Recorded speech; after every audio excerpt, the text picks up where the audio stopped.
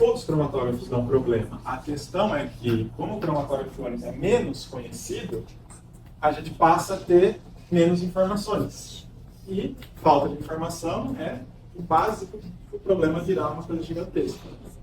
Se você tem que ir do ponto A até o ponto B, se você tem um carro e você sabe dirigir, é fácil. Se você não tem um carro, mas você tem informação de qual é a linha de ônibus que passa ali, qual é o metrô que você tem que pegar, é um pouquinho mais difícil, mas ainda dá para fazer. Agora, se você acabou de se mudar para uma cidade, precisa ir de um lugar para o outro, não conhece nenhum caminho, não tem carro, não sabe de ônibus, virou um problemão. Então é a mesma coisa em cromatografia, tanto a iônica como qualquer uma outra. Só é um problemão quando você não tem informação. Se você tem informação, você... pode ser o colega que está falando que já aconteceu isso e resolve desse jeito. A coisa fica mais fácil. Antes de começar, eu chamei a Karina ali e perguntei para ela: Karina, você lembra por que dá um pico negativo na análise de carboidrato lá? Eu vi que tem no manual, acabou acontecendo lá em cima, e eu não lembro de cabeça. Ela falou: nossa, também não lembro, né? Vou pesquisar aqui. Ou seja, é um problema? Não é um problema porque não está interferindo. Mas se fosse um problema, eu não sei como resolver. Então virou um problemão. Eu preciso procurar agora como resolver isso daí. Tá? E como resolver problemas de cromatografia, seja iônica, líquida, gasosa, todos, existe um jeito, existe uma lógica e um caminho a ser tomado. Quando a gente não sabe o caminho, fica mais difícil ainda. Então, troubleshooting em si é um jeito de se resolver problema. Então, eu vou fazer uma introdução ao troubleshooting, vou mostrar, então, uma introdução ao troubleshooting, as fontes de problema em si e alguns casos reais que eu peguei. Tá bom? Óbvio que eu trabalho com todos os cromatógrafos, com todos os métodos disponíveis, então, óbvio que algumas coisas eu trouxe, outras não. Tá? Então, resolvendo problema em cromatografia, seja ela líquida ou iônica. A arte de identificar e resolver problemas em cromatografia é conhecida como troubleshooting. Troubleshooting é uma palavra em inglês para resolução de problemas em processo. Não é exclusiva de cromatografia. Só que cromatografia é um processo, tem etapas definidas. Então, o termo troubleshooting encaixou muito bem com a cromatografia. Então, existe uma teoria envolvida, porém a gente vai abordar esse assunto de forma mais prática. Identifique, isole e corrija. São os 3 passos do troubleshooting. Realizar troubleshooting não é corrigir o problema. Tem 2 coisas antes, que é identificar, isolar e resolver. Tá? Então, só falando isso para vocês, o troubleshooting já começa a tomar mais forma. Por quê? Quando fala-se do troubleshooting, todo mundo já quer ir lá e resolver o problema. Como é que você resolve um problema num processo onde esse problema pode ter mais de uma causa? Você precisa determinar qual que é a causa. Você precisa fazer algumas ações para determinar se o problema, o efeito que você está vindo do ponto A ao do ponto B. Então, cromatografia, troubleshooting, a gente sempre fala em identificar, isolar e resolver o problema. Tá bom? Veja se realmente o problema se repete ou se é uma falha pontual associada à amostra. Análise, análise, análise, pum, uma amostra aparece um pico onde não deveria. Para tudo, estou com um problema, o equipamento não está funcionando, chamo o técnico, vamos jogar fora, compra um novo. Aí, vai ver, continua as injeções de amostra, só saiu naquela amostra. Reinjeta a amostra, às vezes nem aparece mais naquela amostra. É um problema? Será que não aconteceu alguma coisa pontual e acabou depois se resolvendo? Então, veja se o problema se repete. Não sai desesperado aí antes de testar algumas possibilidades. Isole o problema dividindo o cromatógrafo, e aqui eu vou até criar uma outra parte, um método, por seções, identificando as possíveis causas. Não queira pôr a mão tudo de uma vez. O que vocês estão tendo de problema? Está vindo da bomba? Está vindo da supressora? É a minha coluna? Ou é o meu método que eu preparei a fase móvel errado? Quer um exemplo? Variação do tempo de retenção. Se a bomba tiver problema, vai dar variação do tempo de retenção. Se eu preparei a minha fase móvel errado, vai dar problema de tempo de retenção. Se a minha fase móvel degradou, vai dar problema de tempo de retenção. Se a minha coluna está contaminada, e ela pode ser contaminada depois de uma única injeção, porque entrou na amostra concentrada, vai dar alteração do tempo de retenção. Ou seja, o meu problema é o tempo de retenção. Qual que é a causa do meu problema?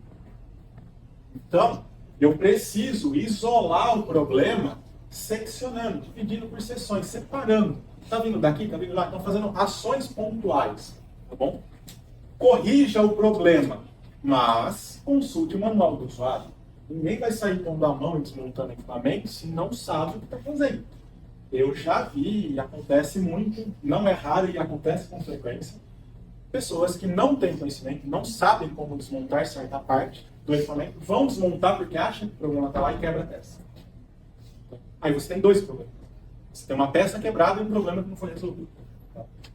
Então, tenha certeza de que você sabe o que você está fazendo, o procedimento correto, ou se você não sabe, procure ajuda, caso não tenha certeza de como proceder. Foi mexendo, viu? Chegou meio que ali, tem algum entupimento na válvula de injeção. Vocês sabem desmontar a válvula de injeção? Alguns podem saber, outros podem não saber. Vai todo mundo desmontar a válvula de injeção? Não, consulta o manual. Por quê? A válvula, por exemplo, clássico, a válvula de injeção tem 3 parafusos nela. Se você soltar um só, vai criar uma sobrepressão nos outros 2, porque afrouxou aqui, vai quebrar o rotor. Pode quebrar o rotor e pode quebrar o estator da válvula. Então, uma ação de tirar um parafuso errado pode causar um problema que você não tinha. Aí pode ser que o seu estator estava entupido e você quebrou o seu rotor. Agora você tem 2 peças com problema para resolver, tá bom? Então, procedimento simples. Está lá, o manual do usuário mostra como desmontar a válvula de injeção. Mas, é só uma válvula, mexo todo dia com isso aqui, vou desmontar, tá bom? Ah, descobri lá que está vazando no selo do cabeçote da bomba, eu já conversei com o técnico, ele falou que é o selo de alta pressão. Vou desmontar. Aí vai lá e solta o parafuso do cabeçote. A hora que solta o primeiro, só escuta um tato lá dentro. Ah, acho que é alguma coisa. Solta o outro, sai metade do pistão dentro do cabeçote, a outra metade fica lá dentro do mecanismo. Então, como fazer as coisas, tem um jeito. Mesma coisa, mexer, minha coluna está entupida. Vou abrir, soltar a entrada dela e trocar o frit de entrada.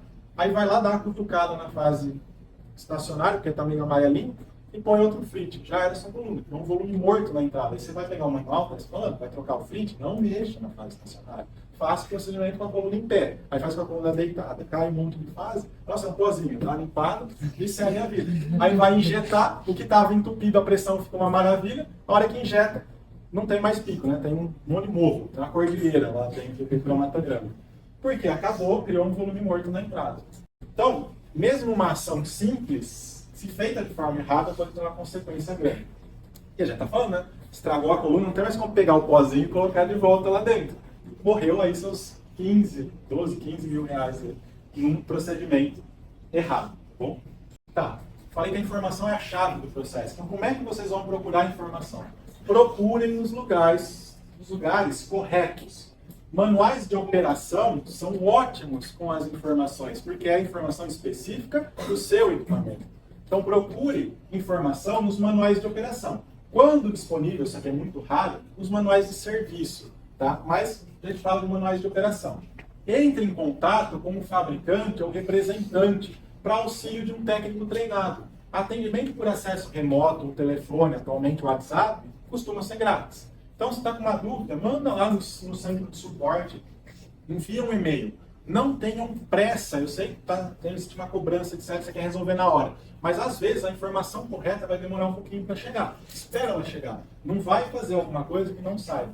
Ó, o site da Termo tem aqui um site para obter informações sobre troubleshooting. Eu falei que eu não gostava de colocar site, né? Esse negócio grandão aqui.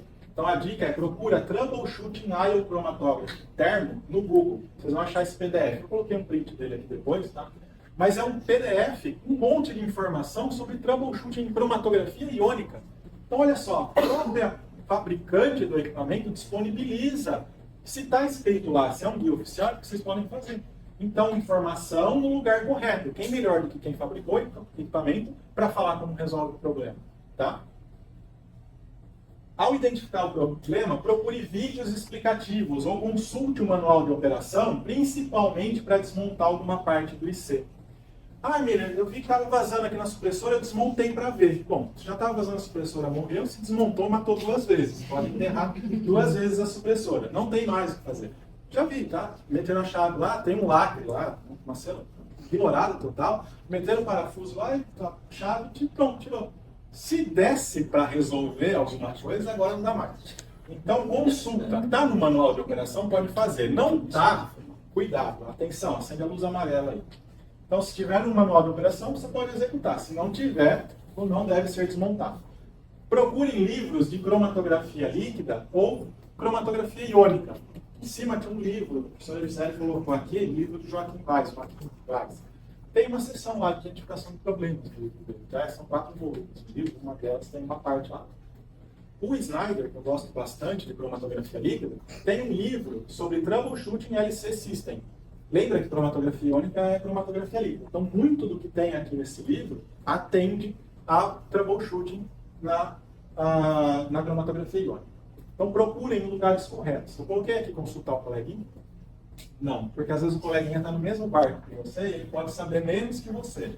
Então, cuidado com consultar o colega de laboratório, porque às vezes é uma informação errada propagada. E aí ele vai, não que ele vai fazer na má intenção, mas foi ensinado errado, ele vai propagar aquilo errado. Procura em lugares oficiais, lugares que tenham uma validação do conteúdo. Então, ó, consulte o manual de operação. Então, eu dei algumas dicas de onde é que eu vou destrinchar alguns aqui. Manual de operação no serviço. Esse é o manual de operação do ICS 6000. Ó. Esse aqui, ó, essa carinha dele está na versão aqui de 2024, que foi lançado agora no começo, na revisão 2. Olha aqui, ó, a seção 9, né, o capítulo 9 do manual. Aliás, o manual tem 200 e tantas páginas, tá? Ah, é chato ler manual? Poxa, chato se eles são 200 e tantas páginas no livro, né? Aqui é só digitar, dá um Ctrl F aí e pronto. Então, tem uma seção só de troubleshooting. Ah, mensagens no audit trail. Então, ele tem a lista de mensagens. Apareceu uma mensagem de erro lá no software, aqui, ó, lista de mensagens. Se você entrar aqui, vai estar lá, ó, mensagem tal significa tal. Mas, quando não é para mexer, ele vai falar, consulte o representante ou alguém da term. Então, tem aqui, ó, ruído de linha de base. Olha só, ruído de linha de base acontece periodicamente, é fácil encontrar. O que pode causar? Como é que eu resolvo? Seção 9.2 do ICS 6000. Ah, mas eu tenho um equipamento antiguinho, é o ICS 2100. Tem manual do ICS 2100 também, tá bom? Com seção de troubleshoot. Então, ó, ruído de linha de base, retenção ruim, né? Reprodutibilidade ruim, né? Do tempo de retenção. Área, variação de área, ou os picos estão muito poucos retidos, não aparece pico, encaldamento de picos. Olha só, todos os problemas que a gente vê direto aí nos equipamentos. Como é que eu resolvo? Ó?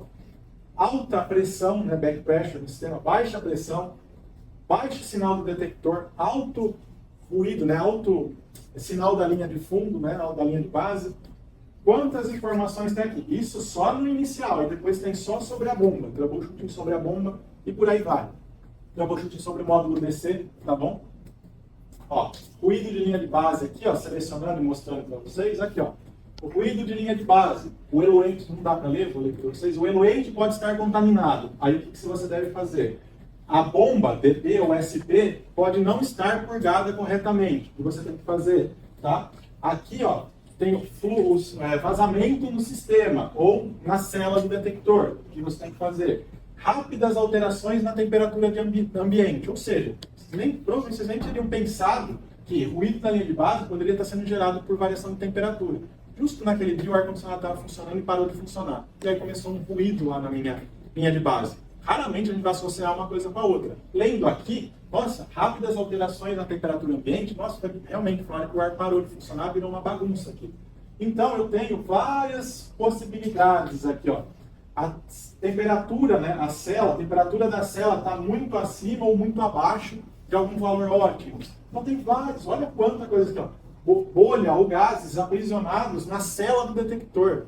Como eu faço para remover isso? Aí, óbvio, como esse aqui não é um manual único, às vezes ele manda consultar uma outra seção do próprio manual ou um outro manual complementar. Porque cada módulo, o ICS 6000 é um equipamento modular, cada módulo tem um manual específico. Olha aqui, ó. Manual, opa, esquece, tá errado. É manual de operação da supressora, tá? Então, da supressora DRS 600, ERS 500, ERS carbonato. Então, a gente tem aqui, ó, um capítulo 5 sobre troubleshooting só da supressora. E eu nem estou mostrando aqui, tem o capítulo de limpeza, tá? De limpeza da supressora e tal. Aí, como é que eu faço troubleshooting? Tá? Tem várias coisas. E aqui o IC Troubleshooting Guide, tá? É esse daqui que vocês procurarem no Google. Então, tem um guia só de troubleshooting para cromatografia iônica.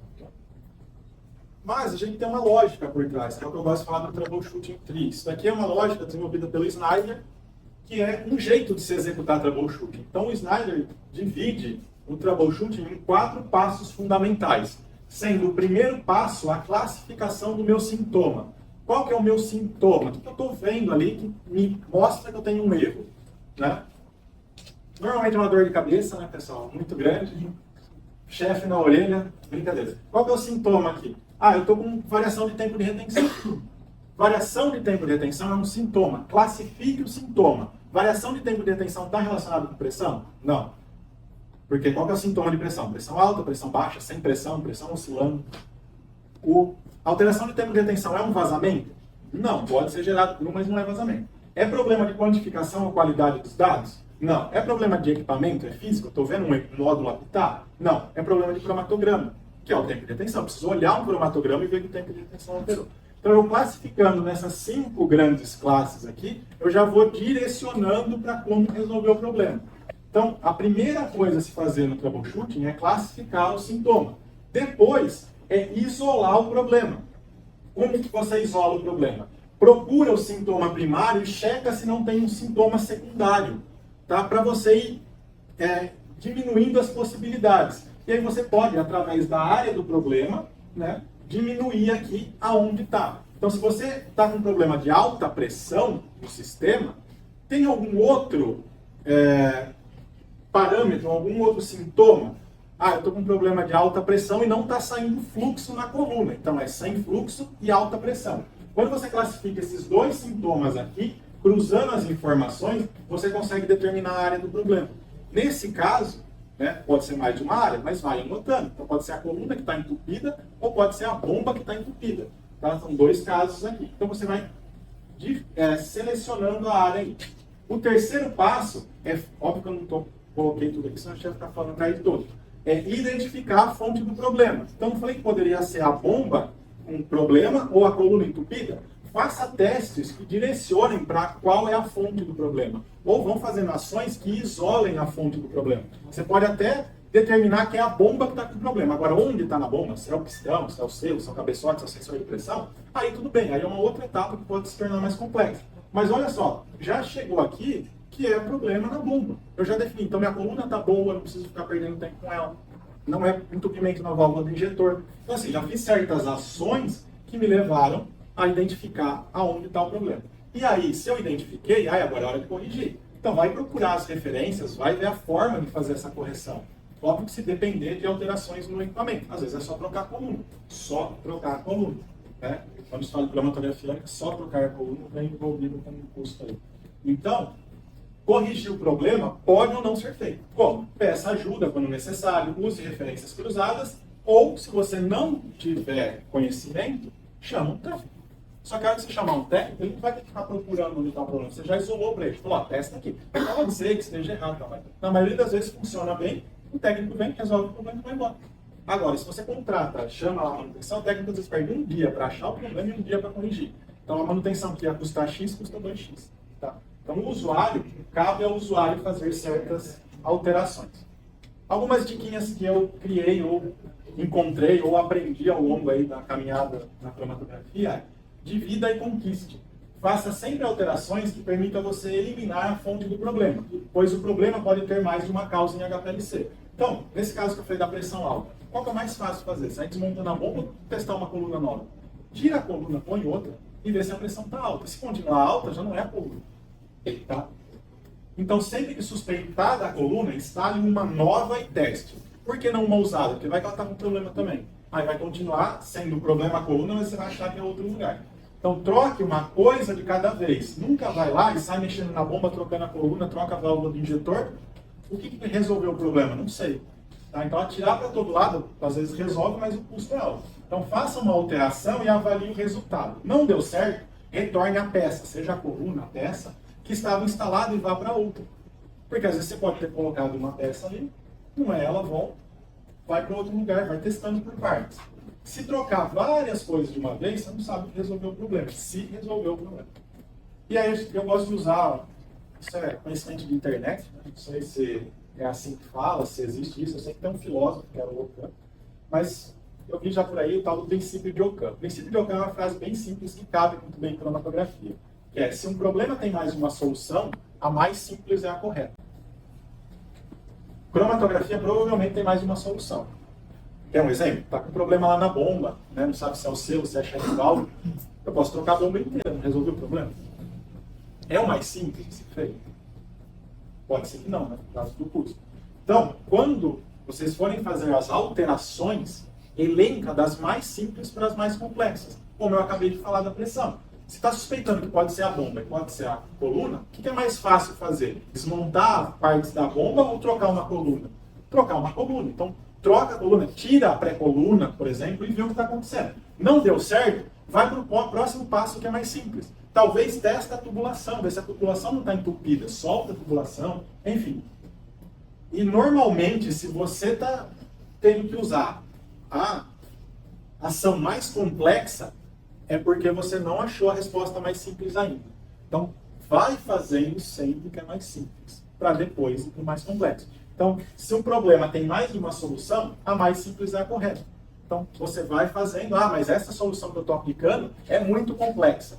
Beleza, mas se ela resolveu o problema, é porque ela era mais simples, não tinha nada antes dela que pudesse fazer isso. Mas, às vezes, acontece da gente fazer uma ação muito complicada no equipamento, resolve o problema e era só uma peça para ser trocada. Tá? Então, usem esses conceitos aí.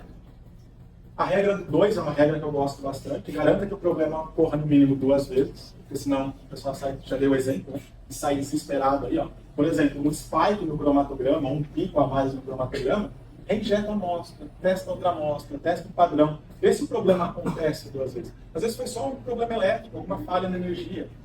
Tá bom? Se for trocar algo, garanta que o item seja novo. Mas você não tem como garantir, por exemplo, você vai pegar uma check valve que está usada. Como você garante que aquela check valve está boa? Isso é um problema no laboratório. O pessoal tem um apego muito grande por peça. Vai lá, faz uma manutenção preventiva ou corretiva e guarda. Aí você abre lá uma gaveta, um armário, está cheio de peça usada. Ninguém nunca sabe o que está lá, mas está lá. Né? Então tem um monte de check valve, um monte de selo, pistão riscado, cabeçote deteriorado. Eu cheguei no laboratório que tem mecanismo de bomba.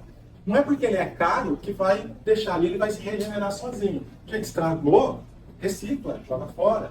Tá? Aí chega lá, tem um monte, tá com um problema aqui. Tem um monte de peça aqui. Tá, deixa eu ver se dá para testar. Não, essas daí foram trocadas quando deu problema. Então o que eu tô fazendo lá? Ocupando espaço. Desapeguem, tá bom? Lixo. Tem cliente que dá até um sustinho, assim, que às vezes eu chego, troco o selo do pistão e jogo no lixo. Ele fala, não, guarda, pra quê? Já tá deteriorado, já tirei, estragou, acabou, lixo. Tá? Então, não fiquem se apegando, por causa pode cair nisso daqui. Às vezes a única peça que você vai ter é uma usada. E aí como é que você garante que ela está boa? Uma coisa é você trocar uma peça com meia vida. Vou fazer uma preventiva no meu equipamento. O equipamento estava funcionando direito, trocou a check valve, aí tudo bem você guardar, porque estava funcionando. Agora não. Foi uma manutenção corretiva. O técnico foi lá, realmente a check valve estava travada, tentou de tudo, não destravou. Vai guardar a check valve para quê? Pega, faz um colarzinho, pendura no IC, deixa lá, mas joga fora, não vai usar para mais nada. Tá? E aí algumas fontes de problemas em IC. Eu vou passar mais rapidinho, até porque isso daqui vocês encontram naquele manual que eu mostrei ali de cromatografia iônica, de troubleshooting de cromatografia iônica. Então, por lá, troubleshooting, IC, termo, vocês vão achar aquele manual lá. Tá? É mais um resumão dele. Então, focando em cromatografia iônica, os problemas mais comuns, né, que a gente pode encontrar aí são problemas com injeção de amostra, problema com detector e detecção, problemas de retenção, problemas do formato de pico, seletividade, supressão eletrolítica, geração eletrolítica do eluente e a bomba como uma forma de entrega do fluxo aí, tá? Da fase móvel. Estou passando bem rápido aqui.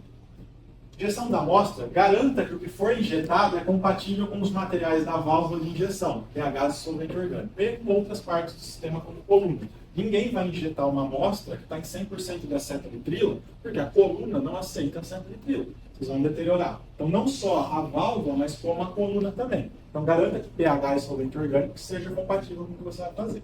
Sempre filtre a amostra e padrões antes de injetar.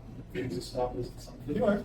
E principais problemas aí relacionados à injeção da amostra. Então, quando acontecem esses sintomas, provavelmente está vindo de algo que é a injeção da amostra. Não aparecer picos. Então, estou injetando a amostra, fazendo o ato de injetar lá com o amostrador, mas não aparece pico. Pode ser que está vindo aí, então, do amostrador, do ato da injeção.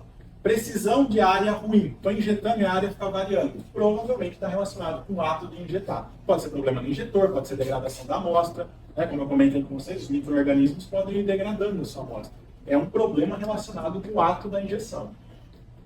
Arraste, carry over, ou seja, passa um monte de amostra, passa um banco, sai um pico lá, um pico negativo. E aí quer dizer que está arrastando das amostras anteriores.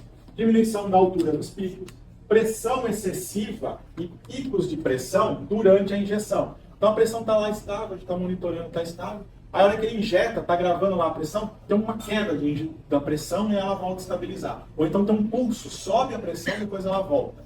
Então eu posso ter um problema aí na parte de injeção. Isso aí gera alteração do tempo de retenção. Toda vez que eu tenho um desvio muito grande da pressão na hora de injetar, eu tenho variações do tempo de retenção. Tá? E aí eu tenho também vazamentos no injetor, que aí é mais óbvio. Está vazando no injetor, só pode ser problema da injeção, né? No ato de injetar não. Detectores e detecção. Então, a pureza dos componentes da fase móvel é a chave para evitar problema no detector. Normalmente, ele responde a essas impurezas. Aumenta ruído, tá? Tem desvio de linha de base. Então, basicamente, aqui, pureza de fase móvel acaba sendo refletida em problemas do detector. Então, ruído excessivo, desvio de linha de base, oscilação, flutuação periódica da linha de base, não aparecer picos, porque eu posso saturar o meu detector com uma contaminação de fase móvel, e o que eu teria de pico não tem mais pico. Então, a saturação do detector por contaminação faz não aparecer pico. É diferente de não aparecer pico porque não injetou. Falta de sensibilidade e, às vezes, perda de linearidade. Então, eu tenho lá histórico do meu método, sempre teve a curva naquela concentração, vou fazer a curva de calibração, não dá linearidade. O R quadrado fica ruim. Então, pode ser problema no detector, provavelmente causado por contaminação. Retenção é mais complicado, porque qualquer problema no cromatógrafo ou no método vai gerar problema de retenção. Então, no geral, a retenção dos analíticos em cromatografia iônica ela é dependente da força da fase móvel. Leia-se isso como composição dela. Qualquer mínima variação na composição altera a força, altera a retenção. E aí, consequentemente, o pH também. Tá? Então, o pH é um jeito de monitorar que a fase móvel está boa. Variações de retenção estão geralmente relacionadas à preparação da fase móvel ou problemas na bomba. Então, eu posso ter diminuição dos tempos de retenção, aí eu tenho uma série de causas. Aumento dos tempos de retenção são outras causas diferentes dessas aqui. E tempos de retenção variando aleatoriamente são outras causas ainda diferentes daquela. Então, não vou ficar entrando em causas, porque aí a gente vai fazer realmente um troubleshooting. E aí eu preciso do problema para poder direcionar. E não dá para ficar aqui inventando muito, tá? Formato do pico. O problema de pico deformado pode ser relacionado a interações secundárias. O que são interações secundárias? Qualquer interação que não aquela iônica. Então, como pode ser com partes do sistema, com a coluna, com a membrana. E aí pode ser relacionado a contaminantes absorvidos ou realmente uma peça incompatível com o sistema. Lembra da usar tubulação de aço, partes de aço no sistema? Eu vou ter interação secundária. Eu não quero. Então, os principais problemas aí do formato do pico é encaldamento de pico. Então, quando o pico está encaldado, as causas daquilo são diferentes de encaldamento frontal, o tal do fronting dos picos. A divisão, discriminação dos picos. Eu tenho um pico, ele quebra em dois. Assim. Ou eu tenho um pico, sai assim. Aí eu falo, mas estou injetando um padrão, está saindo duas coisas, está contaminado. Às vezes não, às vezes é um problema no equipamento que pode gerar esse split de pico aqui. E o aparecimento de picos fantasmas, né, que é o que assombra todo mundo. O branco, lá sai um pico gigante. Aí ninguém sabe de onde está vindo. Seletividade. Já comentei com vocês sobre seletividade. Seletividade se refere à ordem e espaçamento entre os picos no cromatograma. Então, o formato que o meu cromatograma está. É mais ou menos aquela identidade visual. Eu falo que quem trabalha, né, faz uma análise por um certo tempo, aprende a olhar o padrão de eluição dos picos. Então, você bate o olho, você já sabe que sai um aqui, aí sai um mais para cá, o que sai para cá é menorzinho, aí o outro já sai mais intenso. Então, é aquele tipo um fingerprint, né, do cromatograma. Então, quando vocês observam perda de seletividade, é relacionado à perda de resolução. Então, eu posso ter, os picos estavam saindo, de repente eles estreitam, saem um bem perto do outro. Ou eu posso ter aumento de resolução, isso pode ser um problema. Porque se aumenta muito a resolução, minha análise começa a ficar maior, e aí isso tem um efeito, né, uma causa associada. E alterações de seletividade entre colunas do mesmo tipo. Comprei uma coluna nova, coloquei lá, mudou a seletividade, ou seja, os picos, o cromatograma ficou de forma diferente. Então, o que causa isso é diferente do que causa isso, que é diferente do que causa isso. Isso é fazer troubleshooting. É saber identificar lá que você tem um problema, e classificar ele como cromatograma, que é seletividade, e depois, na etapa 2, classificar a área ali, a região, identificar de onde está vindo. Está vindo de perda de resolução, de aumento de resolução? Por quê? Porque isso aqui vai te direcionar lá para a etapa 4, para a hora de você classificar. Normalmente, a gente não tem um efeito. A gente tem perda de resolução com o quê? Com alteração de tempo de retenção. Aí a alteração de tempo de retenção foi todas para mais? Foi todas para menos? É aleatória? Então é isso que é elencar naquele passo 2 os efeitos. Então eu tenho uma perda de resolução mais uma alteração aleatória de tempo de retenção. Aí na etapa 3 eu vou ver o que causa a perda de resolução e o que causa a alteração de tempo de retenção aleatória. E vou cruzar essas informações. Isso tudo ainda é teórico, dá para procurar em livro, dá para procurar no manual. Eu não preciso ficar testando nada. Então o troubleshooting às vezes não é bem realizado porque não é feita essa etapa de estudo antes. Então uma vez que eu cruzei as informações e eu vejo que perda de resolução é causada por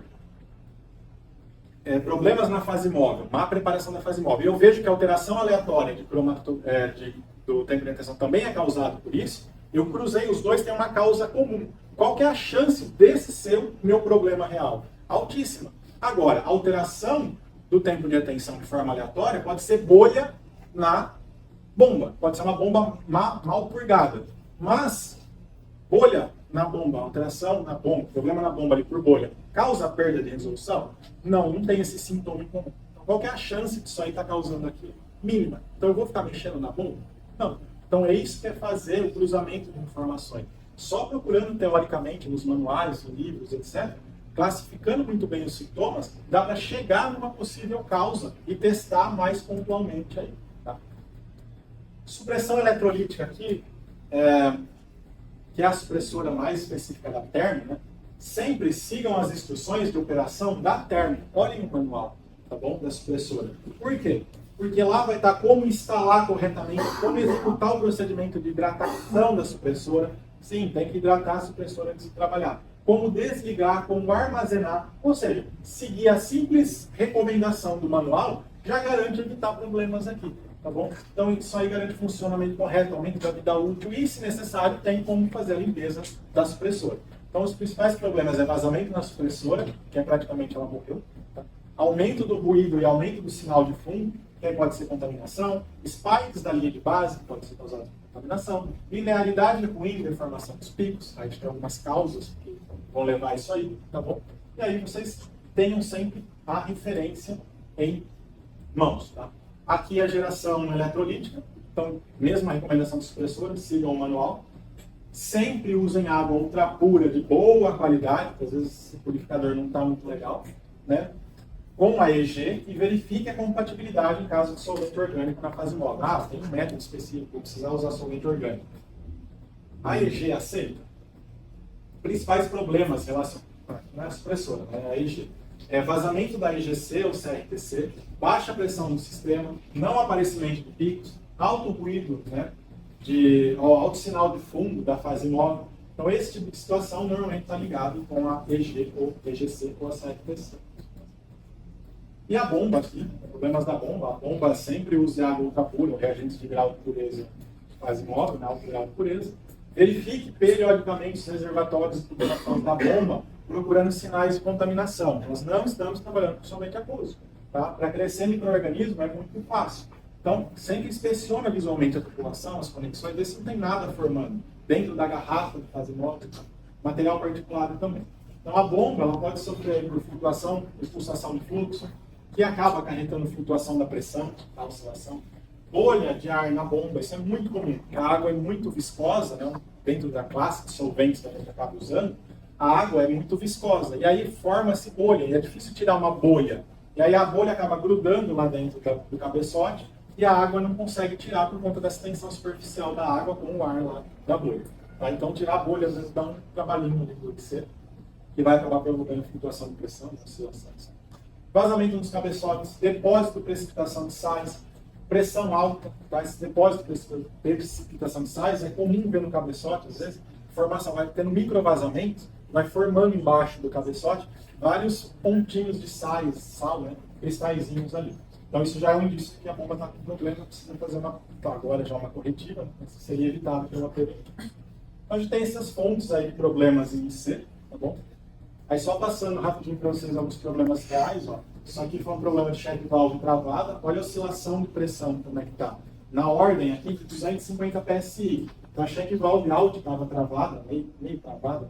Então a oscilação ele não consegue entregar um fluxo. Então a amplitude entre um vale aqui do topo está dando mais ou menos 250 PSI. Foi trocado a check valve e aí a oscilação de pressão ficou na ordem de 12 PSI. Então aqui foi informado oscilação de pressão muito alta, mesmo depois de várias purgas na bomba. Então já tinha sido eliminada a possibilidade de uma bolha. E aí foi feito o diagnóstico, a check valve estava travada, né? E aí a gente corrigindo aqui, resolveu o problema. Aqui foi um problema de ruído de linha de base e oscilação de pressão. Então olha aqui, isso aqui é a pressão, é o canal de monitoramento de pressão, está dando mais ou menos 30 PSI essa oscilação, só que isso até pode ser normal, caso isso não aconteça. Aqui era a linha do detector, tá? A linha de base do detector de condutividade. Notem que se a gente colocar um em cima do outro, ele bate certinho vale com vale, topo com topo. Então, ou seja, algo da oscilação de pressão estava gerando uma oscilação da linha de base. Aí aqui, né, depois da aplicação, não estou trazendo a nível de usuário, já foi um pouco mais avançado. Foi o selo do pistão de alta pressão, estava desgastado. Eu tinha micro vazamento, então são 2 pistões. A hora que um pistão bombeava, tinha uma parte de vazamento, eu perdia a parte do fluxo. Aí a hora que o outro pistão voltava a bombear, o fluxo voltava ao normal. E aí ficava essa oscilação. Então, além da oscilação de pressão, se eu tivesse o jeito de medir, eu teria um fluxo pausado. E esse fluxo pausado é o que o meu detector estava enxergando. Porque como ele detecta a condutividade, se chega mais, um fluxo maior, mais fase móvel, ele enxerga mais. Se chega a menos, ele enxerga menos. Então ficava fazendo assim. E era bem compatível. Aí foi a troca do C e resolução. Aqui é um problema de cromatografia com o detector eletroquímico. Então, nesse caso aqui, o cliente estava com spikes da linha de base. Notem que o cromatograma preto é um cromatograma com problema. Isso é um branco, tá bom? Esse cromatograma preto é um branco, não é injeção de amostra. O branco é feinho assim, por certas condições, mas era um branco.